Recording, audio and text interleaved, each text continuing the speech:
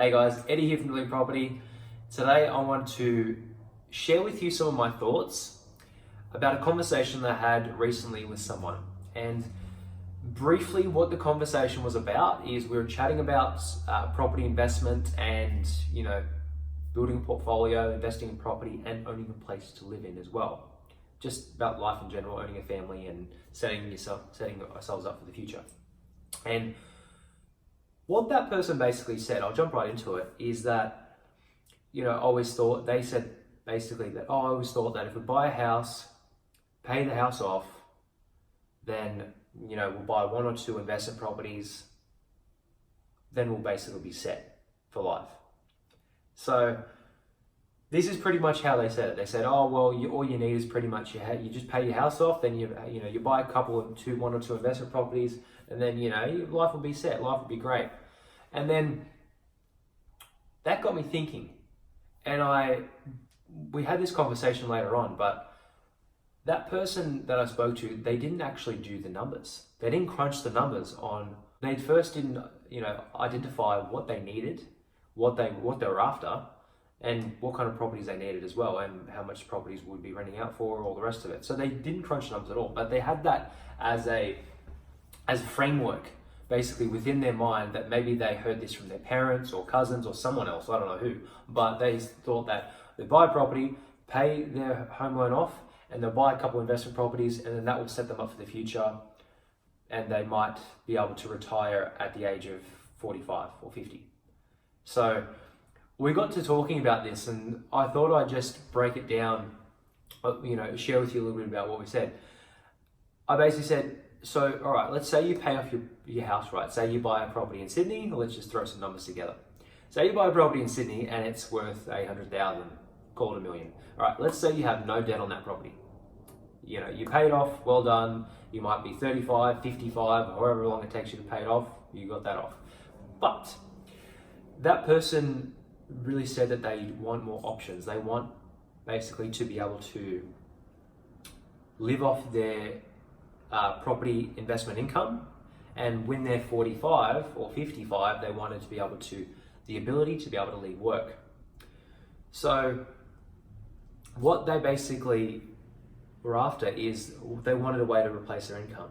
So I said, all right, so let's say you buy two investment properties and they're worth $400,000 each. One might be in Melbourne, or one might be in Sydney or Brisbane or wherever, low entry cost, $400K each. Let's say even if you pay those two properties off, so you got your home and you've got two investment properties, both worth $400K, $800K combined. Let's say, as an example, they rent for 5% rental yield. So 5% rental yield, you buy for $400K each, they rent for $400 per week. So combined, your investment portfolio, excluding your house, is worth $800K, and you've got $800 per week in rental income coming in. So with no loans on any of the debt, you'll have $800 a week coming in. However, this is where I went to explain them. Have you actually done the numbers? This is what you need to do. You need to run the numbers on this.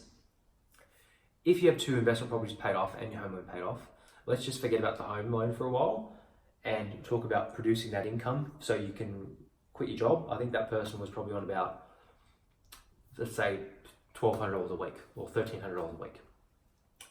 If you do the math on that, right, they need to replace an income of $1,200 to $1,300 a week to sufficiently live off that income from their properties. They need to get the properties to bring in $1,200, $1,300 a week.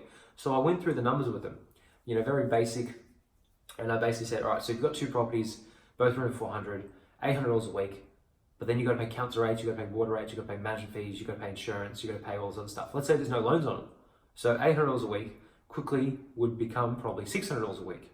So, and I said to him, even if you have two properties and they're worth $800,000 each, they rent for $400 per week each, after all expenses, even with no loans, you're only going to get $600 a week.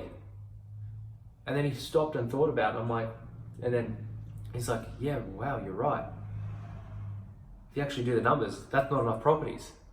So I basically, was trying to share my thoughts, and that's why I've grown my portfolio to 16 properties.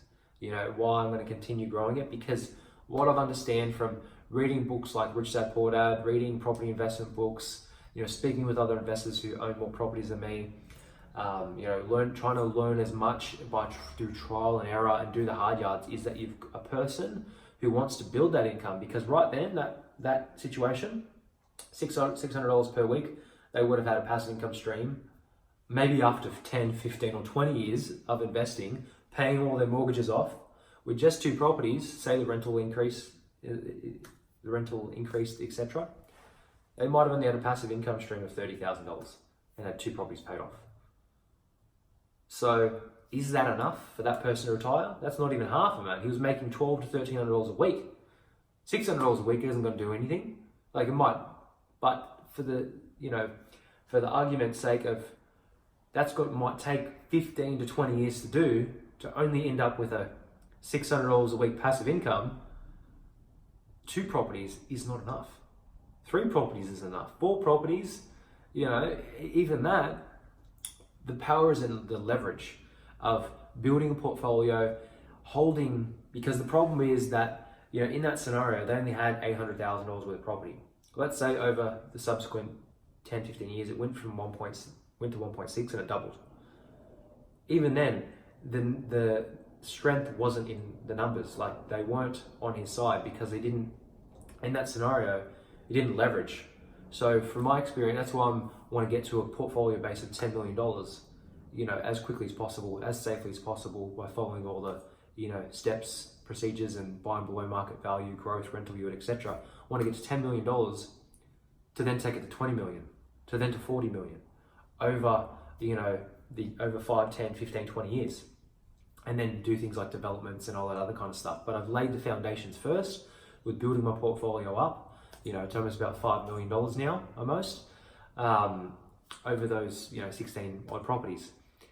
And I'm just going to continue adding those. But I guess I just wanted to jump on here and do a quick video about, you've got to leverage, you've got to buy multiple properties and try not to get hung up on, the emotional side of property investing. You've got to look at the long term about expanding and getting the numbers on your side, getting multiple streams of income. See, in that scenario, he only had 2 properties rented for $400 per week, and that, together that was $800 a week before expenses. So it was only $40K income gross. He needed to aim for $250K, $300,000 in gross rental income, to then, after 10, 15 years, be left with $100K or $150K after all expenses, if he sold some off, paid other debt out, etc., etc. So first and foremost, I recommend to people is, get that knowledge, get that, knowledge and information behind them. But then there's different phases of building a portfolio. You've got your accumulation phase, where you should be rapid fire buying properties as many as you can, as safely as you can, within that, tick the boxes within metro areas, etc. So accumulation phase of getting from 1 property to 3, from 3 to 7 to 7 to 12. So a lot of people that I've spoken to over the years, they might be at, I've been working with certain clients, they might be started off at 1, now they're at 4, they've got to get from 4 to 8. So it's just a constant journey of growing and learning.